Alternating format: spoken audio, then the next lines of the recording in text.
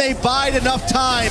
Can they hold the defense? ONIC knocking at the door. Another wave of minions comes out. Pagu's there as well. Doesn't have a Wrath of Dream, but look at the big stun. Look at the damage from Rosa. Aurora Gaming live to go another day as Lunar dashes in, gets pushed back, and ONIC has to run away at this one. That was a bit of greed from ONIC. They got everything. Yes, good plays by Aurora, but ONIC stayed too long when the Lord was up as well.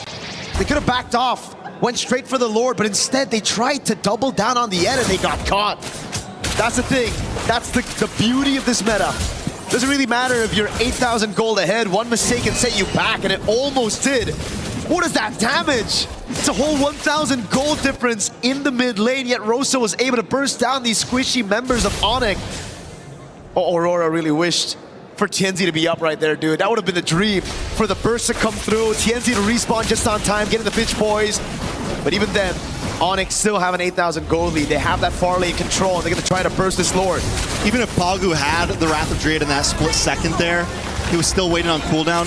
All it took was a couple more seconds. That could have gone horribly, horribly worse for ONIC, and I think this is why they've been taking it slow. This is why they've been careful at their approach in these fights, because at any moment, the combo play is there. We're down to 12.5 minutes, and Aurora still has some ways to respond. So now we got to talk about the wave clear. Honestly, not too good for Aurora.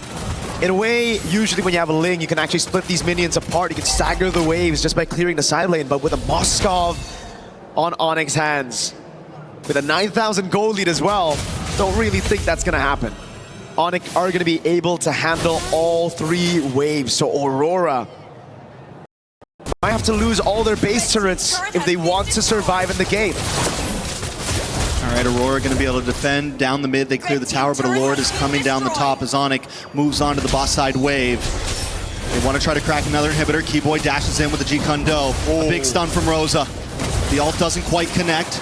Kyrie able to phase out. Aurora defend the tower. They move on to the top Lord, and ONIC get nothing in that push. Wow. Still a stellar defense. I really thought that the base turrets would go down with that Lord, knowing that they have so much tempo in the Moskov as well, but Aurora, they've already used Electric Keyboy! Gets the kick, but is it enough? Tempest of Blades in the backside.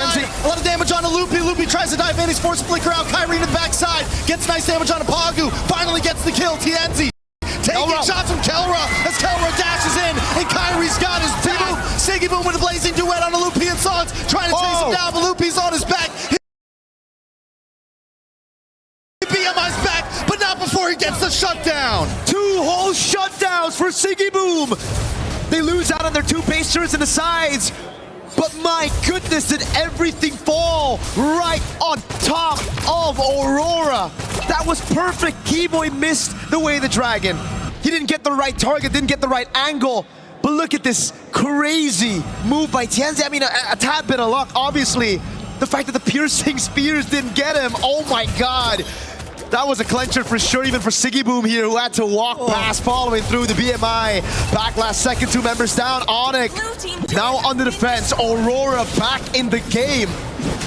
Trex, 10,000 gold leads in this meta. It doesn't really feel like the normal 10K. It doesn't at all. Big SOD doesn't connect. Aurora getting their second structure of the game. Oh my god. At 15 minutes in and hanging on a prayer right now. But showing that at any moment they can still outplay, and ONIC has to respect it.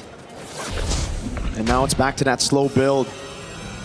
It was Winter Crown earlier for Siggy Boom. He sells it, gets the win in nature, knows just how much there is of a threat from ONIC when it comes to the physical damage. Kelra scaled up completely. Kyrie on the Hirara, a menace.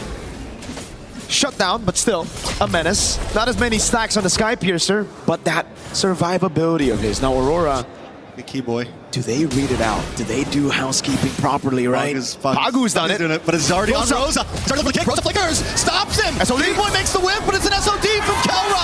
Able to still find it in the back. But wait, Kelra's in trouble. Oh my god. Able to Wind of Nature. Very clean. He backs up. He sidesteps. But he's still pushed against the wall. And he finally goes down. That's not worth it. ONIC Kelra for Rosa is not worth it. In trouble.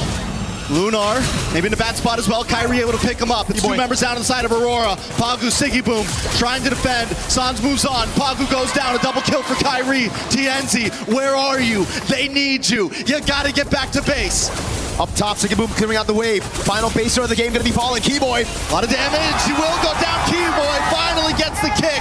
And it's Siggy Boom. 6 seconds on the clock for Rosa. Siggy Boom may not be able to do this alone. He doesn't have the blazing duet. He doesn't have the damage. He's trying to defend. The base is low. He's cleared it. Rosa's back. And Kyrie's dead.